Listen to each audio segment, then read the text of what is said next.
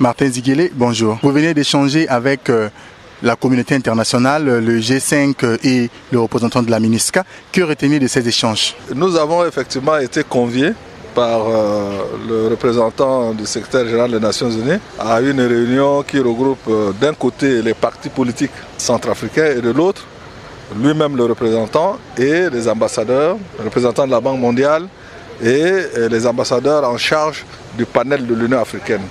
C'est pour examiner les développements que tout le monde juge inquiétants de la situation sécuritaire dans notre pays depuis à peu près 1 mois et demi, des menaces réelles à la stabilité et à la paix, et puis à la dégradation de la situation sécuritaire en général.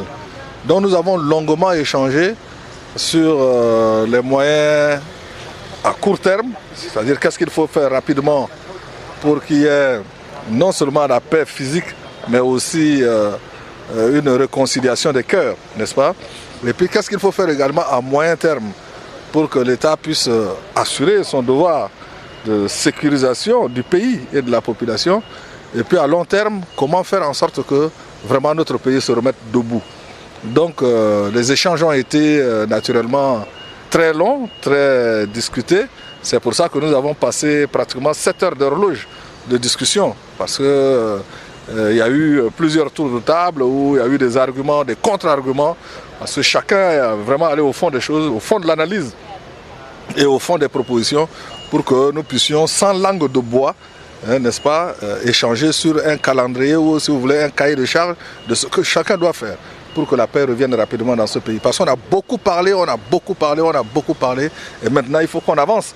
Il faut qu'il y ait la paix, il faut qu'il y ait la sécurité. À l'intérieur même de la ville de Bangui, qui est la capitale de la République centrafricaine, les citoyens ne peuvent pas circuler librement, ne peuvent pas vivre librement, ne peuvent pas commercer librement, ne peuvent pas dormir librement. Ça veut dire qu'il y a un problème grave. Et c'est une détérioration de la situation par rapport à ce que nous avons connu avant. Et donc on ne peut pas rester spectateur et attendre qu'il y ait éclatement d'une guerre civile dans notre pays. Donc il faut faire des propositions responsables, mais des propositions qui puissent faire avancer les choses. Donc on n'est pas venu faire de procès, parce qu'on a beaucoup fait de procès les uns des autres, les insuffisants des uns des autres, mais là cette fois-ci la démarche c'était vraiment une démarche de proposition. Alors que retenir des conclusions de ces discussions? À court terme, il faut que les forces de défense et de sécurité, que ce soit de la MINUSCA, que ce soit nationale, soient mises en capacité de prévenir.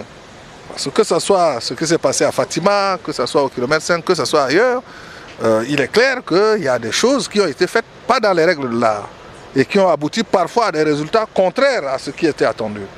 Cela nécessite donc une revision des modalités d'action et une concertation plus grande entre les forces de sécurité intérieure et la MINUSCA et une réactivité.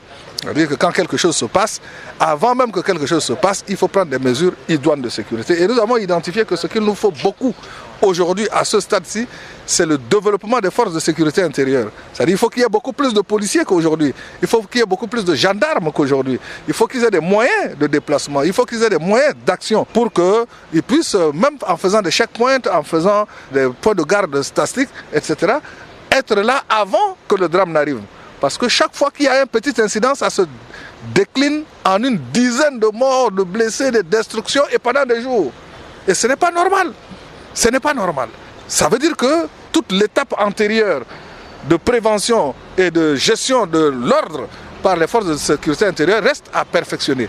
Et cela incombe à la fois à l'État centrafricain, c'est-à-dire au gouvernement centrafricain, et aux forces internationales qui nous assistent. Il faut qu'un programme d'urgence soit mis en place pour que d'ici 2, 3, 4 mois, nous ayons des centaines, sinon des milliers de policiers et de gendarmes qui soient formés, équipés, dotés et sur le terrain pour sécuriser la population. Et c'est parce que ce travail n'est pas fait que des jeunes mettent des barrières sur les routes. Et ces barrières-là, naturellement, accroissent le sentiment de peur et d'insécurité. Et ça fait que notre pays aujourd'hui, sur le plan international, est considéré comme une destination. Il ne faut pas aller. Donc les projets de développement, tout est bloqué. Parce que personne ne veut venir ici.